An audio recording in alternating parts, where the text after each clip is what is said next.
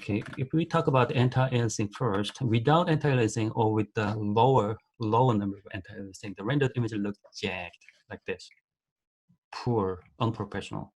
With higher or the proper anti-aliasing settings, the image looks cleaner, neater, and more polished. So more professional looking.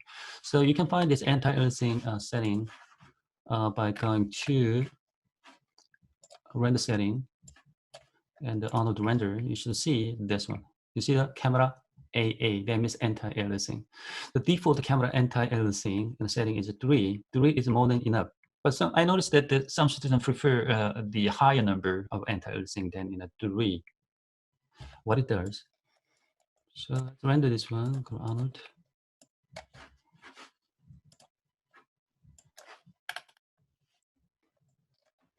Yeah, that look okay, not bad.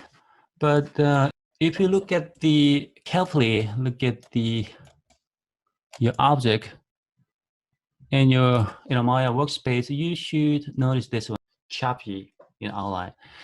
This is kind of anti-aliasing the icon. You should see this one, anti-aliasing. Do you see? I don't know if you can possibly see the choppy edges. So let me click on this. Do you still see jagged outline? No, right? Do you see the difference? Without this, it's kind of jagged. But once you render your animation, you may not notice this. It looks like very clean and professional polished. But while you're working this, you can check. You can activate. Actually, you can check this anti-aliasing on. But I don't think it's really necessary. Unless you wanna, you wanna render something really extreme, kind of extreme close-up shot of your character or something important. And usually you don't need to activate it. But yeah, once you check this, you should see cleaner, neater edges. But what's important here? This is very important. So anti-aliasing setting, look at this. With 3 is the default one. So what if you go to 1? Do you see kind of a lot of kind of noisy face here? What about 2? We still see some noise, but not too bad, not terrible. What if you go to 3? See, now you almost, yeah, we don't see those kind of ugly noise anymore. So what if we go to even 4 and 5? See, even cleaner, and of course takes a longer time to render the scene. What if we go to 1? So what if we go to 0? Let me see.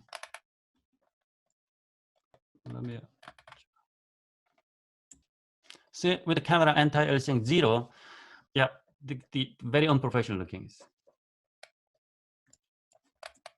Choppy edges with anti-aliasing 0. Typically, just remember, typically we work with camera anti-aliasing 3. This is kind of default in the camera anti-aliasing setting. You can go higher, you can then lower. But let's say you render your scene and you notice that the rendering takes 5 seconds, 10 seconds, or 20 seconds. Yeah, you can just keep it as 3 or 4.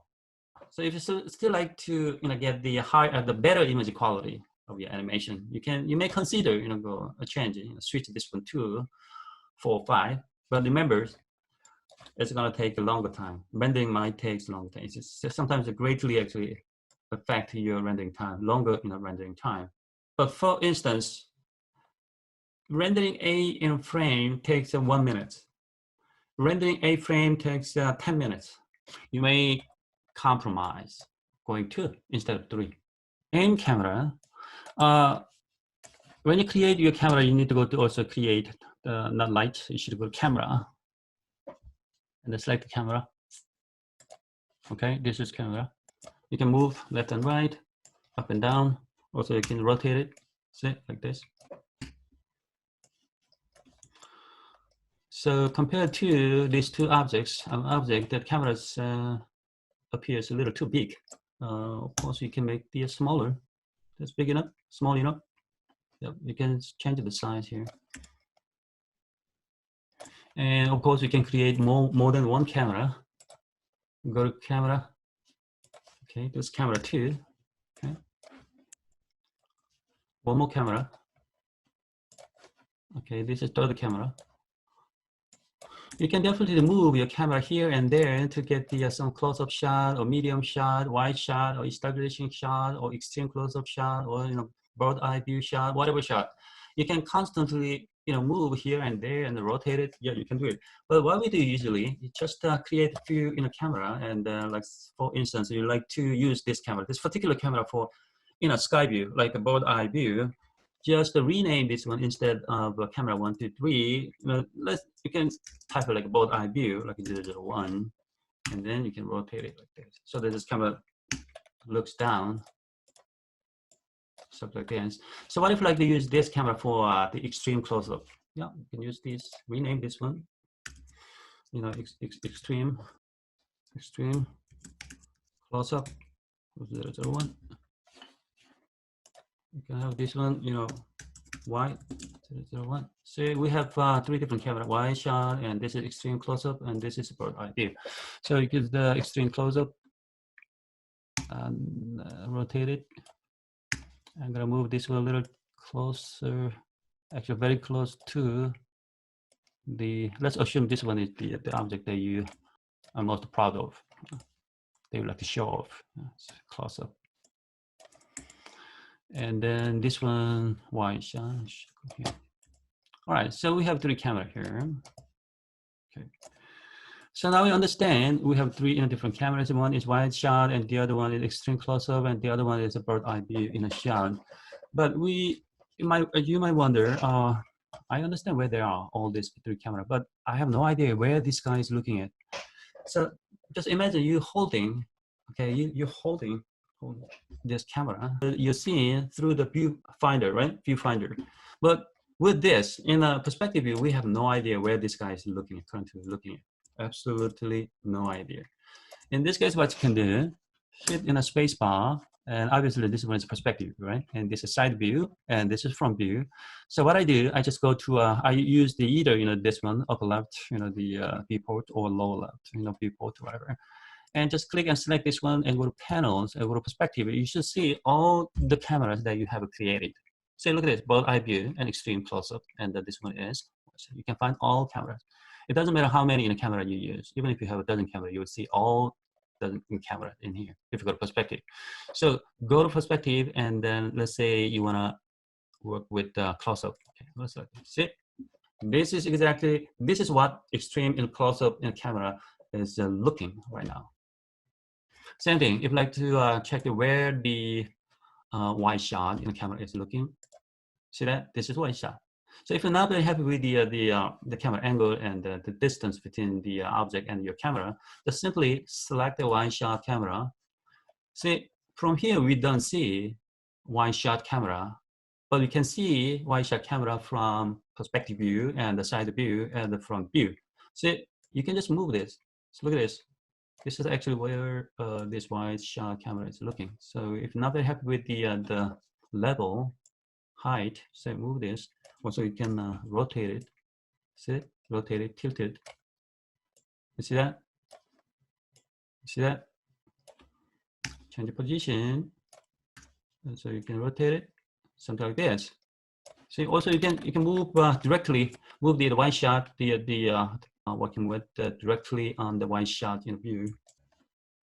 This is bird. This is bird.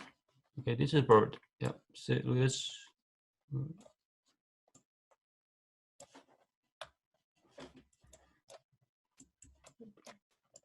Okay, if I can bring this up, sit up and down.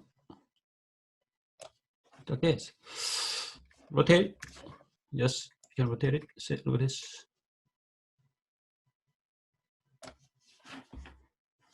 So with wide shot, extreme, and bird eye view. So, and then if you like to quickly render a frame from each camera, okay, let me create one light here. So Arnold, open Arnold render view. And go right here, and you should see all the lines that you have created, such as wide and extreme and the bird shot. And I'm gonna select the wide shot and then render. See, this is a wide shot. If you select the extreme, this is extreme close up. And this bird, see, this is a bird. You see that? Very convenient, right? Wide. This is wide. This is perspective. It's wide, extreme, and bold shot.